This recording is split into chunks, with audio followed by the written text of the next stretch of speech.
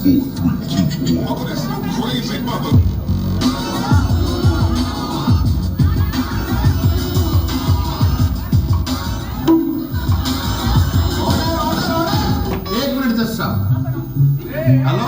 हाँ triple x pizza एक order लिखिए भाई। क्या लोगे जज साहब, वेज या नॉन वेज? अरे नहीं भाई साहब, मैं तो अपने घर से खा के आया हूँ, मूली के परांठे थे। फिर भी ऑर्डर कर रहे हो जज साहब? ऑर्डर? अदालत में पाउडर लगा क्या काम? जज साहब किसी को पाउडर लगाना तो अपने घर से लगा के आए, ये अदालत को गुमराह करने की कोशिश की जा रही है। अरे ओ बड़े मत बोलो, ठीक है ना, थारे सजा दे दूंगा। मजा? अरे नहीं जज साहब, मजे तो हम करते रहते हैं, अब केस की कार्रवाई शुरू करो ना। यार कहानी होता है, वकील फिर बुला लिया तुमने, ये पूरे केस में 9 लाख कदम रखा गया। आप क्यों टेंशन लो सर, यो आप लड्डू खाओ। थैंक्स यार कणे, कानून हो तेरी से ना होती ही मर जा ससुरा। कार्रवाई शुरू करो रे।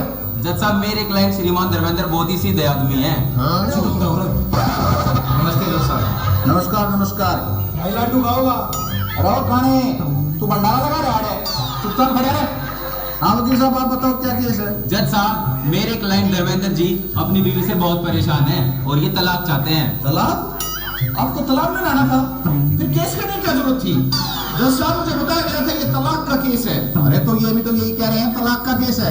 नहीं जज साहब ये तलाक का केस है। अरे मैं भी तो वही कह रहा हूँ ये तलाक का केस है। नहीं जज साहब ये तलाक का केस है।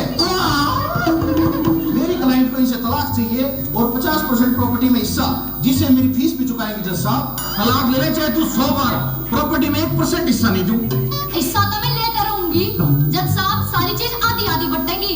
इस आदमी ने मेरी जिंदगी बर्बाद कर दी। तन्ने मेरी जिंदगी बर्बाद कर दी। तन्ने कर दी मेरी जिंदगी बर्बाद। तन्ने कर दी। तन्ने करी है। तन्ने कर दी। ऑर्डर।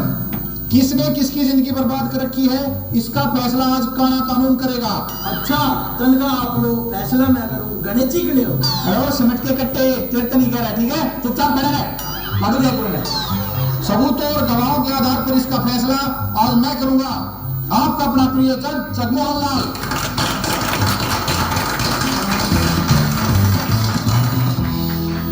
जज साहब मेरी क्लाइंट सुमन जी का आरोप है कि उनके पति धर्मेंद्र 1 नंबर के बदमाश आदमी है। जज साहब डेली रात को शराब पी के घर आते हैं ऐसे झूमते हुए और इन्हें परेशान करते हैं। जज साहब इनके नाक में दम कर रखा है, ऐसे ऐसे डांस करता है कि मैं तो बता भी नहीं सकता। जज साहब ये खुद बताएंगे आपको। I am a disco dancer. अब आप ही बताइए जज साहब, ऐसा डांस करने वाले इस आदमी के साथ कौन औरत रह सकती है? इन्हें तलाक चाहिए जज साहब, आज की आज तलाक चाहिए। अच्छा पॉइंट नोट करो जज साहब। अरे ओ कणी तू बताओगा मेरे ते कौन सा पॉइंट नोट करना है कौन सा नहीं? तू बनाओगा मेरी प्रैक्टिकल फाइल है। हाँ मैडम बताओ आप क्या कह रहे थे? जज साहब 2 दिन पहला दिवाली की बात है, क्यों दारू पी कर घर आया और आकर न्यू बोला तो चांद पे लेकर चलूंगा। ओहो धर्मेंद्र साहब पूरे रोमांटिक हो हैं? नची बोला गाने कितना रोमांटिक जज साहब, 2 मुर्गा छाप के रॉकेट ले आया और मैंने ले गया छत पे और फिर मैं बिठा ली पद्दी और रॉकेट में लगा दी आग और फिर सुर सुर करे। अच्छा फिर चांद पे लैंड होए कि नहीं? कितने लैंड होते जज साहब, मेरे तो सारे बाल जल गए, गंजी हो रही हूँ मैं, विग लगानी पड़ रही है। क्या करे जज साहब, ड्यूटी तो मेंटेन करनी पड़ती है ना, नहीं तो ये मसरूफ जमाना क्यों अपना वक्त बर्बाद करे? बताओ आप। विग तो ठीक है, उन रॉकेट्स का क्या हुआ? जीवा हमारे पड़ोस में है लिल्लू की बहू, उसके प्लाजो में घुस गए। काफी पेनफुल। जज साहब बढ़िया है, इसके सारे बाल जल गए, मैं बहुत परेशान था इसके बालों से। ऑब्जेक्शन ऑब्जेक्शन माय लॉर्ड, क्या कमी है इनके गालों में? वकील साहब बात गालों की ना हो रही, बालों की हो रही है। हाँ वही तो कह रहा हूँ, क्या कमी है आपके गालों में? अरे वो कह रहे बालों की। हाँ वही तो कह रहे गालों की। बालों की।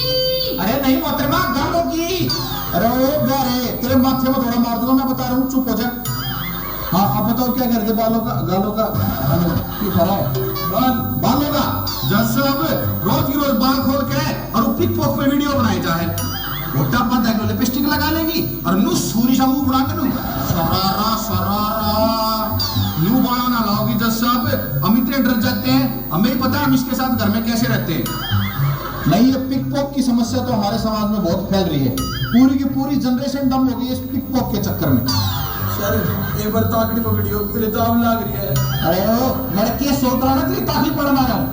मैं थोड़ा वजन कम कर दूं। खड़ा है चुपचाप। हाँ जी वकील साहब, कोई गवाह है आपके पास? जज साहब मेरा पहला गवाह है इनकी माता जी ताई बतेरी। आगे माता जी, नमस्ते नमस्ते। नमस्ते बेटा नमस्ते। अरे तू तो वो है ना गंगाराम का छोरा। हाँ ताई। ओए इतना बड़ा हो गया, मैंने तो तू कति छोटा सा देखा था जब तेरी नाक में तो इतनी लंबी पूनी लटकी करती। मेरा कति साफ साफ याद है जब तू अपने घर बार ने मारी के ऊपर बैठ के जंगल होया करता ना। माता जी आपसे जो भी कुछ पूछा जाए आपको सच सच जवाब देना है। और सच पूछेगा, ईगा बाबू गंगाराम एक नंबर का चोर था।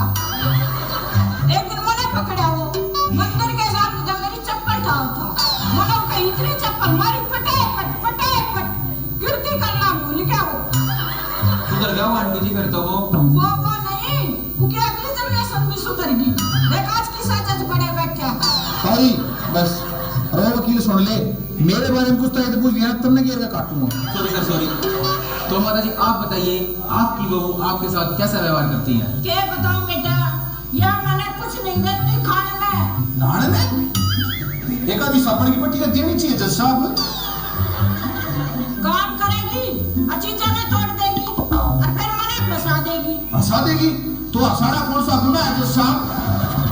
जज साहब ताई जी की गवाही से यह साबित होता है कि इनकी बहू कितनी बदमाश है। तलाक के बाद इनको प्रॉपर्टी में कोई भी हिस्सा नहीं मिलना चाहिए। जज साहब एक गवाह मैं भी पेश करना चाहता हूँ।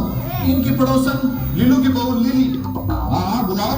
नहीं जुलाना कुछ नहीं है, जस्ट बुलाना है।